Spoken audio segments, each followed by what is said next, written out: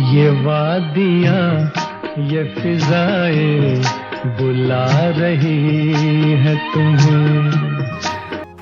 ये वादियाँ ये फिजाएं बुला रही है तुम्हें। Hi guys, welcome to my YouTube channel wanderlust with Prakash. आज हम सैर करेंगे उत्तराखंड के कुमाऊं में एक अत्यधिक रमणीय स्थल त्रि ऋषि सरोवर की। कहते हैं स्कंद पुराण के मानस खंड में त्रि ऋषि सरोवर का वर्णन किया गया। त्रि ऋषि अत्रि ऋषि पुलस्त्य और पुलक जब वहाँ तपस्या कर रहे थे तो बहुत प्यास लगी, तो इनको कहीं भी पानी नहीं मिला, तो इन लोगों ने अपने तप के बल पर ही यहाँ पर एक सरोवर का निर्माण कर दिया। कि अपने तप के बल पर इन्होंने मानसरोवर का पानी यहाँ भी लेके आ गए। इस त्रि ऋषि सरोवर का नाम नैनीताल कैसे पड़ा वो बाद में डिस्कस करेंगे। आइए पहले नैनीताल को एक्सप्लोर करेंगे और यहाँ कैसे पहुँचे, कब आए, ये सब हम आपको जानकारी देते रहेंगे। हल्द्वानी से नैनीताल आपको बाय रोड ही आना पड़ेगा। तल्लीताल पहुँचते ही आपको नैनीताल का बहुत सुंदर नज़ारा दिखेगा। जब आपने होटल बुक कर रखा है तो अब आप अपनी गाड़ी डायरेक्ट होटल में ले जा सकते हैं, अन्यथा आप मल्लीताल में पार्किंग में लगा सकते हैं। अगर नैनीताल आप लेट आवर से पहुँचते हैं तो आप बोटिंग कर सकते हैं, नैना देवी मंदिर का दर्शन कर सकते हैं, माल रोड का नज़ारा ले सकते हैं, भोटिया मार्केट घूम सकते हैं।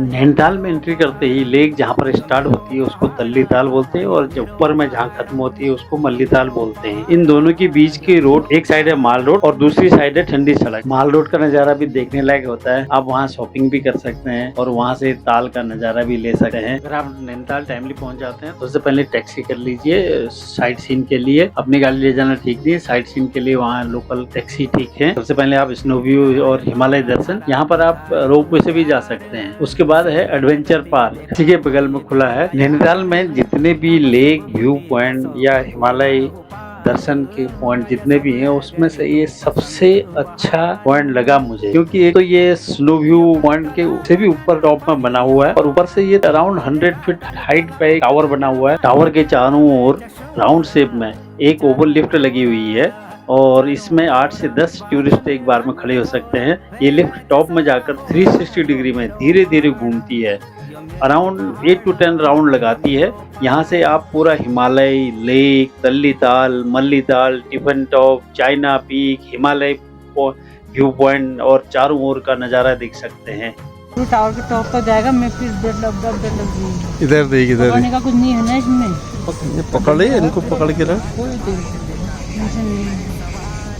क्या नाम है करें इसका? 360 डिग्री व्यू।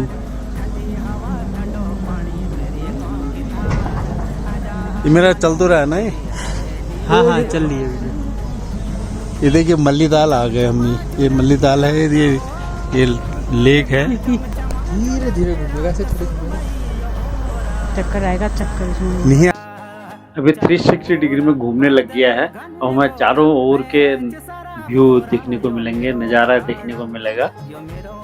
360 डिग्री व्यू से नज़ारा कैसे दिखेगा उससे पहले आइए जानते हैं यहाँ का नाम नैनीताल कैसे पड़ा है। त्रि ऋषि सरोवर एक और भी कहानी है। कहते हैं कि जब दक्ष के यज्ञ में उनकी पुत्री शिवजी की पत्नी सती जी ने देखा कि शिवजी का अपमान हो रहा है, उनको निमंत्रण नहीं दिया गया, सब देवताओं को निमंत्रण दिया गया है और उनका भाग भी नहीं दिया जा रहा है, तो उन्होंने उस हवन कुंड में उन्होंने अपने आप को समर्पित कर दिया। जब शिवजी को ये पता चला तब शिवजी बहुत घबरा गए थे और वो सती के शरीर को लेकर तांडव करने, तब देवता लोग भी सभी घबरा गए। के बाद विष्णु जी ने अपने सुदर्शन चक्र से सती जी के 51 भाग कर दिए और ये 51 भाग जहाँ भी गिरे वो 51 शक्तिपीठ कहलाता। और यहाँ नैनीताल में कहते हैं कि सती जी की आंख गिरी थी। आंख यानी नयन, उसी से बनता है नयन ताल का नाम पड़ा, जो आजकल हम इसको नैनीताल के नाम से जानते हैं।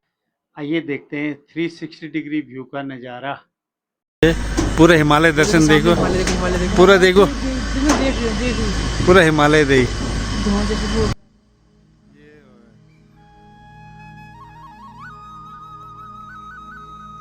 ये तल्लीताल का व्यू, ये तल्लीताल और अभी फिर से मल्लीताल, कुमाऊं यूनिवर्सिटी,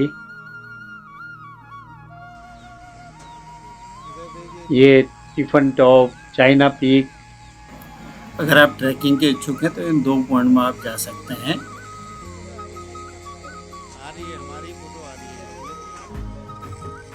तल्लीताल है और ये मल्लीताल, ये फिर हिमालय, ये पूरा राउंड में घूम रहा है। इसमें मछलियाँ देख और ये सामने इधर देख करें, इधर देख ले।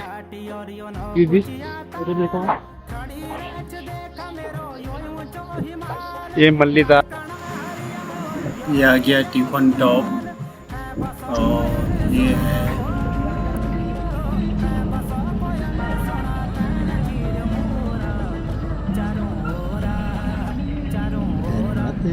वो कैमरा बंद। नैनीताल की लेक चारों तरफ से ऊंचे ऊंचे पहाड़ों से घिरी हुई है। उसमें से एक पहाड़ पर हम लोग भी अभी आए हुए हैं, और जो सबसे ऊंचा नैनीताल में ऊंचा पहाड़ है नैनी पीक, और जिसकी ऊंचाई है 2619 मीटर या 8593 फीट। यहाँ देखो पापा जी, लग रही है। ये तो फोन गिरने की है। हिमालय को जूम करके देखने से धीरे शानदार ऐसा लग रहा है कि देखो। हमारा हाथ वहीं पापा तक जी। पहुंच जाएगा, एकदम ऐसा नजदीक लगता है। पूरा आ रहा है, सब आ रहा है। नैनीताल की लेक आ रही है अभी। इसी के पास हिमालय दर्शन व्यू पॉइंट है। ये टिफन टॉप से नैनीताल का व्यू। नैनीताल में कई हिमालय व्यू पॉइंट है, एक हिमालय व्यू पॉइंट से हिमालय के दर्शन। ये हिमालय व्यू पॉइंट के बगल में ही है इको वैली पार्क। यहाँ पर जो भी आवाज लगाएंगे वो वापस आएगी साउंड। अब चलते हैं अगले व्यू पॉइंट पर, लेक व्यू पॉइंट। यहाँ से लेक एक फ्रूट की तरह दिखाई देती है। आप बताइए कौन सी फ्रूट की तरह ये लेक का शेप दिखता है। ये आजकल गर्मियों में ही ये वाला फ्रूट बहुत होता है। अगला पॉइंट है खुरपाताल लेक व्यू। यह लेक गाय के खुर के शेप में है, इसलिए इसी का नाम खुरपाताल रखा गया हुआ है। ये सारे पॉइंट का मजा आप तभी ले सकते हैं जब आप जल्दी नैनीताल में पहुंच जाएं। ये खुरपाताल लेक व्यू पॉइंट का सराउंडिंग है। यहाँ पर आप लोग यहाँ भी फोटो खिंचा सकते हैं, बहुत बढ़िया व्यू है यहाँ पर। अगला है लवर्स पॉइंट। ये भी नैनीताल की एक फेमस जगह है। लवर्स पॉइंट के पास में ही है सुसाइड पॉइंट। यहाँ से नीचे को एकदम डीप वैली है। इस केव का नाम शायद एसी पॉइंट था, क्योंकि यहाँ पर एकदम ठंडी हवा आती है इस केव के मुंह से। अगला है जू। यहाँ पर आप तरह तरह के जानवरों को देख सकते हैं। यह भी एक बहुत अच्छा घूमने की जगह है। नैनीताल में अगर आप घूमने अच्छे से चाहते हैं तो कम से कम 2 से 3 दिन लगेंगे आपको घूमने के लिए। एक दिन में आपका नैनीताल घूमना बहुत मुश्किल हो जाएगा, कम से कम 2 या 3 दिन आप लग के लाएं। अगला है गवर्नर हाउस। ये अंग्रेजों के टाइम का बना हुआ है। जब अंग्रेजी यहाँ शासन था तब वो लोग अपनी राजधानी गर्मियों में यहीं पर रखा करते थे। इसकी हिस्ट्री मैंने अपने डिस्क्रिप्शन में दी हुई है। अगला पॉइंट है हनुमानगढ़ी। ये जितने भी सारे प्लेसेस हैं ये नैनीताल मल्लीताल से लगभग 5-6 किलोमीटर की दूरी के अंदर ही हैं, लेकिन सब अलग अलग डायरेक्शन में है। ये नैनीताल का नाइट व्यू। नैनीताल घूमने का बेस्ट टाइम डिपेंड करता है आप किस पर्पज से आ। अगर गर्मी से बचने के लिए आ रहे हैं तो गर्मियों में नैनीताल आने के लिए बेस्ट टाइम है अप्रैल, मई, जून। पर बारिश में तो फिर पहाड़ी सब नीचे को आने लगते हैं। और अगर बर्फ स्नोफॉल देखना है तो दिसंबर, जनवरी। अगर आप बाई ट्रेन आ रहे हैं तो लास्ट स्टेशन है काठगोदाम। काठगोदाम से नैनीताल की दूरी 36 किलोमीटर है, जो आपको बाई रोड तय करनी पड़ेगी। अगर आप बाई एयर आ रहे हैं तो नियरेस्ट एयरपोर्ट है पंतनगर।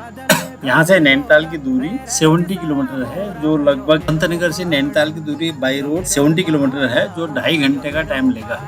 अगर आप दिल्ली से बाई रोड आ रहे हैं तो दिल्ली से नैनीताल की दूरी 320 किलोमीटर है और टाइम लगभग 6.5 आवर लगेगा। भीमताल जो नैनीताल से 24 किलोमीटर फार है, अराउंड 1 आवर का बाई रोड आप वहाँ भी जा सकते हैं। वहाँ भी बहुत बड़ी लेक है और 7 ताल भी जा सकते हैं और नौकुचिया ताल भी घूम सकते हैं। साथ ही मुक्तेश्वर जा सकते हैं। कैंची जो आजकल स्टारडम में बहुत फेमस हो रहा है, वहाँ भी जा सकते हैं। वो नैनीताल से 20 किलोमीटर की दूरी पर है और इसमें अराउंड 1 आवर टाइम लगेगा। अल्मोड़ा जा सकते हैं, रानीखेत जा सकते हैं और बहुत सारी जगह हैं हिल स्टेशन में घूमने के लिए। आप हिल स्टेशन में जब भी घूमने आए, वार्म क्लॉथ और अम्ब्रेला अपने साथ में जरूर लाएं। तो आप लोगों को ये वीडियो कैसी लगी? आप लोगों से अनुरोध है कि आप मेरे चैनल को लाइक, शेयर और सब्सक्राइब करें और इस हिमालय की चोटियों की तरह मेरे भी चैनल को ऊंचाई तक और निर्मल स्वच्छ तरीके से ले जाएं। मिलते हैं अगले वीडियो में, तब तक स्वस्थ रहें, मस्त रहें और पहाड़ों की सैर करते रहें।